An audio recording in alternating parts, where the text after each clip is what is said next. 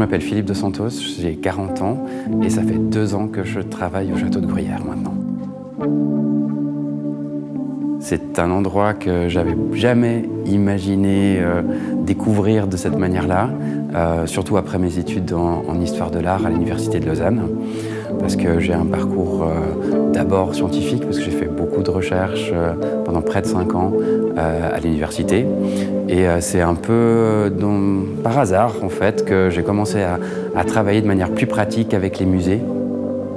Ça a toujours été un peu un hasard d'avancer petit à petit et d'entrer dans la vie des musées. Puis, quelques années plus tard, il y a eu ce poste, il y a eu cette annonce au château de Gruyère qui cherchait son conservateur. Et je me suis dit que c'était le moment juste peut-être pour allier mes études en histoire de l'art médiéval et puis mon goût pour l'art contemporain. C'était peut-être l'endroit où on pouvait travailler une sorte de nouvelle plateforme à la fois suisse et internationale. En fait, c'est une longue tradition, l'art contemporain au château de Gruyère, mais à partir de la fin du 19e et le début du 20e siècle, des familles genevoises l'ont complètement investi et l'ont habité et ont participé à une grande colonie artistique ici à Gruyère. Donc, c'était tout à fait normal de continuer cette tradition en accueillant des artistes suisses et d'ailleurs.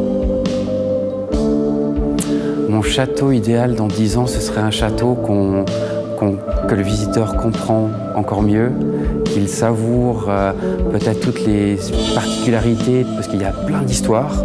On est vraiment dans un château qui a été habité de manière continue depuis le Moyen-Âge jusqu'au XXe siècle.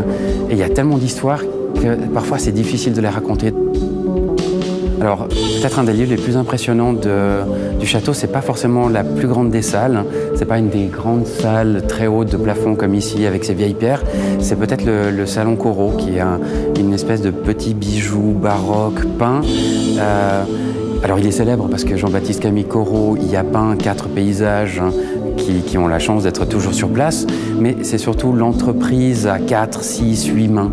C'est en fait tous ces artistes qui ont travaillé ensemble pour créer ce décor qui est vraiment impressionnant aujourd'hui. Donc j'ai peut-être une petite affection pour cette salle-là.